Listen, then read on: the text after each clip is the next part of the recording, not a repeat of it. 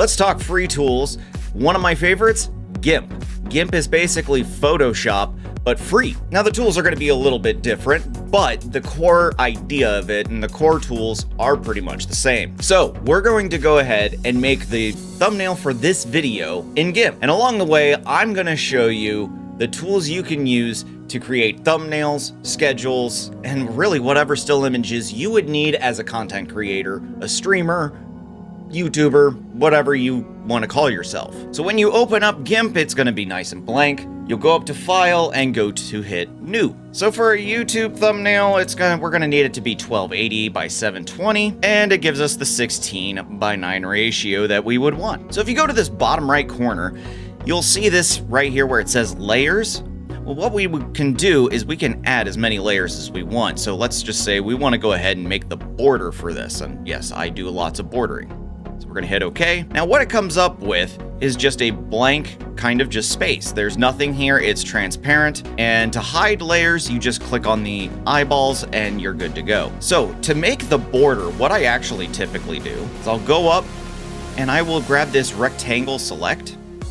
Let me hide this real quick. And I'll just start in a corner and I'll just drag it and just try to get it as close to the edges as I would want. Then I would come over and I would go to select and invert. Now what this is gonna do is it's actually gonna take from the inside and go to the outside. This way, if I go to over here and I hit gradient, I can actually then apply my gradient. And over here is where I would choose the colors. So right now it's currently got the end, and let's go ahead and make that red for now, and right click the left point end color. We're going to go ahead and make it yellow. Now that that's there, we can hit enter and then go to select and none, and we have a border. Now it can come on and off. Then when we turn on the background, you now have the border here. Well, I don't really want a plain white background, so I'm just going to go down here to this X and I'm going to delete that layer. This way, now it's transparent and we just have the border. So what do I do with the background? Well, I have a few images of backgrounds that I like to go ahead and use. Or the one I typically do is one that I made in Blender, and it's called background 1. What I can do from the folder is actually just grab, hold, and do a drag and drop. Now, as you can see, it comes up the wrong size. So what I do is I go up to my menu, I find where I can find this scaling tool. That would be Shift S if you like to use hotkeys. So what I'm going to do is I'm going to click on the image. There will be a window that pops up. Now, as you can see, it's 1920 by 1080. We know that the size of this is actually 1280 by 720. Once you have it at the right size, you just press scale. Then, because it's not in the right spot, I'm going to go over here and do my move tool. I'll click and hold and just align it where it needs to go. Now, the border is currently missing. So what I need to do is come down and I need to click on the border, and this arrow, I can just move the layer up. That way the border actually applies above the background. So whatever is on top of that list is going to be the first shown, and then as you go down is going to be the most background image. So layering these, you can change up how things are. So I'm not exactly happy with how this background looks, and that's mainly because the logo is getting cut off just a little bit. So let's go ahead and fix that. I'm gonna come down here and I'm gonna grab the background. I'm gonna go back to scale, and I just wanna make sure that I'm actually fitting this in like I want. Now that looks a lot better. That's much better. The next thing I'm gonna wanna add is I wanna use one of my screenshots that I have here of myself to include in my thumbnail. So I think I'm gonna go with this one, and I'm gonna drag and drop. Now, this obscures everything. So the question now becomes, how do I get rid of the green screen? What do I need to do to remove the green from me and not destroy it? Well, there's many options you can choose, but this is my personal favorite. So I'm gonna go and I'm gonna find the foreground select tool. And what you need to do with the foreground select is you just basically need to trace an outline, nothing fancy, just a nice trace of your image, like what you want to highlight as the foreground. This way you can make sure you get as many of the details as you possibly can. And yes, you can go out of bounds with it. And then you need to make sure that you come around and you do connect at the end where this yellow circle appears. So once we've connected it, all you need to do is press enter, and you'll see that this blue section is going to come up, and then you still have this trace outline. So what we're going to need to do next is actually just kind of paint where our image actually is for the foreground. It doesn't have to be exact. You just do the best you can. And when you think you've got enough selected, you hit select, and it has chosen basically every detailed outline. So it gets pretty much all the details I need, and sometimes it's going to get some details I don't. But that's okay. What we're going to do then is we're going to come up to select and invert.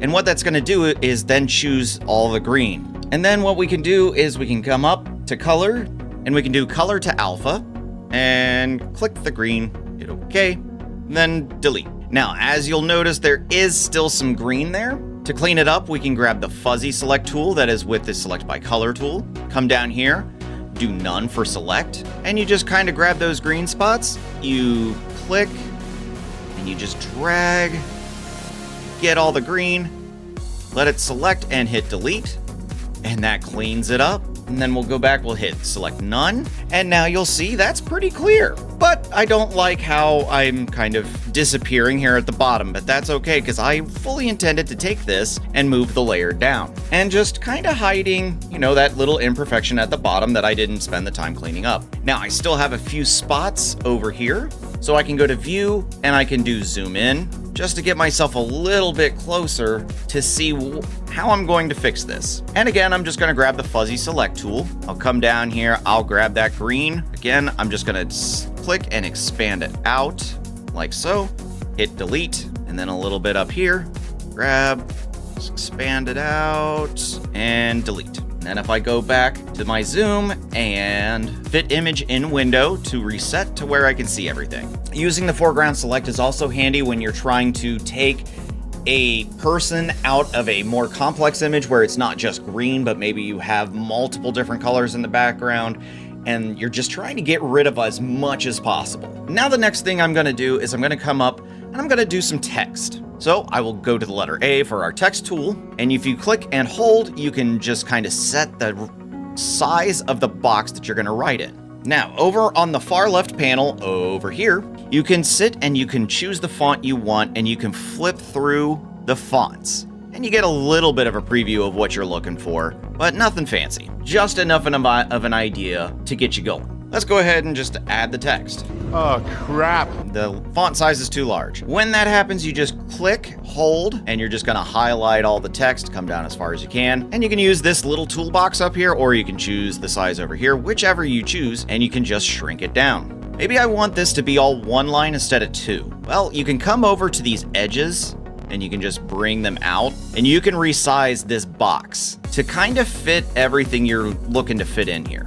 So when you're happy with that, we can just go ahead and click a different tool, like our move tool. And here we can move this around to wherever we want. Now, I like to have my titles more in the middle. So for now, I'm actually gonna hide me, and I've got them made with Gimp. But I like to have it at an angle, because I'm fun like that. I'll go back up to where we had our scale tool, and if I click and hold, there's a rotate, or Shift R. So with this, I can just go in, grab the image where I want, and with the slider, I can adjust how I want the angle of this to be. When I'm done, and I think I'm happy with it, I'll hit rotate. All right, well, what about dressing up the font? What if you wanted to have like a glow effect to it, or something like that? So with our text, we can go up to where it says filters, and we come down to light and shadow. And actually the way I do this is I use the drop shadow. Now, instead of having it offset, I'm gonna change this to 0. This way it is exactly behind our text. Then I'm gonna choose a color from my glow, and I wanna go with maybe a yellow, and we'll hit OK. And then you can adjust the settings as you want. So if you want it like super wide, you can, or if you wanna make it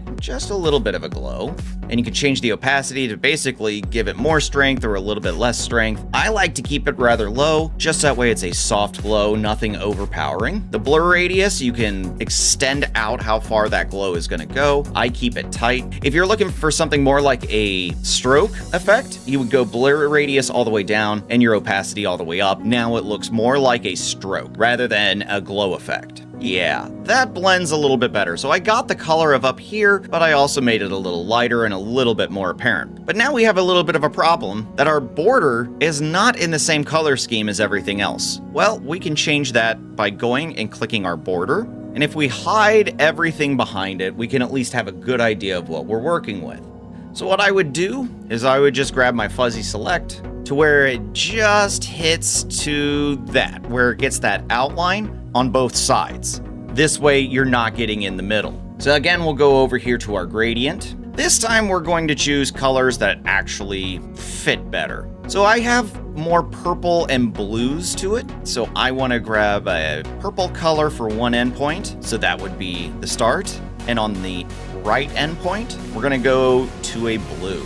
And then we can come over to the side and click, hold, and now we've got our gradient going. And then we can adjust this gradient as we want. So if I wanted to shift where the gradient starts and ends with the midpoint, we can just drag along and figure out where more we would want that. And then when I'm done, I can just hit enter, select none. And then if I bring everything else back, that looks a little bit more like the coloring we would want for our border. Now, because this is Gimp, and I'm doing a tutorial video kind of simply for you on Gimp, I do want to include the logo. So what I've done is I've actually found a backgroundless PNG file of the logo that I can just drag and drop, which will add it as a new layer. If I want to make this stand out, we can do the same thing I did with the text. We can go to filters, and we can just add some kind of drop shadow to it. And actually, if you do the drop shadow, if we increase the opacity, we can add that effect to it to where it does have that shadowing that's coming behind it. And really, this is the point where, I'm just trying to find creatively what I would want to do. Let's say we wanted to have a little bit on our text. We wanted to have a little bit of a gradient. And where we had fuzzy select, there's also select by color. So I'm gonna come here and we're just gonna click on the white. This will highlight all the white parts in here. Then I'll come over to my gradient. Now, if we wanted to choose a pre-selected gradient, we can actually come down after we've clicked here, and there are some presets already set. So if I wanted to do this flare glow, so if we just wanted to give it that nice little flare on there, we can. And here with this offset, I'm just gonna kind of play with where that comes down and this size of it and change the depth. And then once we have what we're looking for, make sure you hit enter. Okay, and now all I need to do is just kind of finish up a few of the little details, and then we're going to be ready to export. So when you're happy with what you've got, it's very simple to take care of after that. What we're going to do is we'll go up to File, go down to Export or Export As, however you want to do it. Choose where you want it to go. So for me, in my YouTube videos folder, and I'm just going to name this Made with Gimp 1 because maybe I'm going to have a few different versions of this. And I'll hit export. It'll come up with this and just its little details. You don't have to do anything in here. You can just hit the export. It'll do a progress bar at the bottom, and voila! It is now an image, and you are ready to go. And that's really all there is to putting together a thumbnail in Gimp. Now, I mean, this is very simplistic. There's nothing horribly flashy about it, but that doesn't need to be when it comes to a thumbnail. In fact, most of the stuff that you will be working with as a content creator, streamer, however you want to name yourself, a lot of the images you're going to make need to be simple. The simpler it is, the better it will actually catch the attention. But play around with Gimp. There are so many things you can create with it. There are so many possibilities for you, from YouTube thumbnails to making schedules to making kick panels, Twitch panels.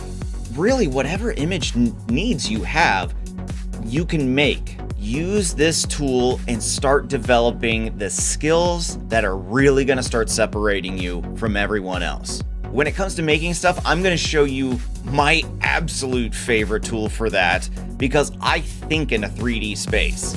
So I'm going to show you guys how I took a logo and made it into a 3D logo with Blender. So if you're interested in that, get subscribed and be ready for the next video. I will catch you guys there. See you around.